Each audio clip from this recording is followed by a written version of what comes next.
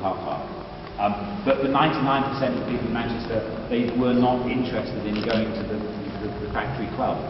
But the 1% who were interested would notice the poster.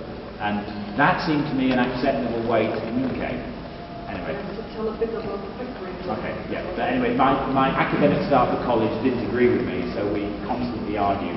And they only gave me a degree, reluctantly. So it was quite pleasing for me this year to be then given a role for the city, and actually by a new generation at the college given a doctorate. That was things work out if you wait long enough. Some of you will know about the factory, others won't. Actually, there's too much in these rooms to go into detail about things.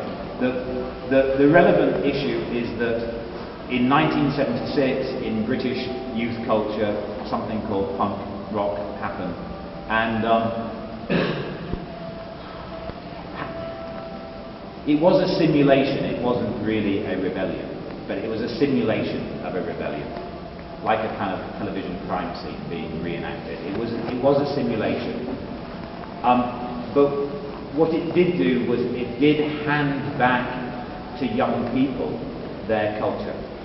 The youth culture was handed back to young people in '76, courtesy of the Sex Pistols, the Clash, the Damned, and the kind of revolutionary moment of punk. Some of you are old enough to remember them, some of you aren't. But when I went to see it, as a 14 or 15-year-old, if I went to see a band, I went with 3,000 other people and sat in a large auditorium and had a packaged, kind of consumerized version of pop culture. And you just accepted it. It was normal. It was what you knew.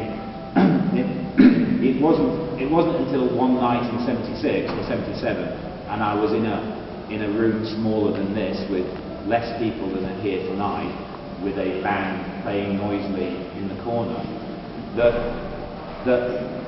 the thought, this is probably what rock and roll was in the 50s, kind of went through my mind. A much more intense and personal experience.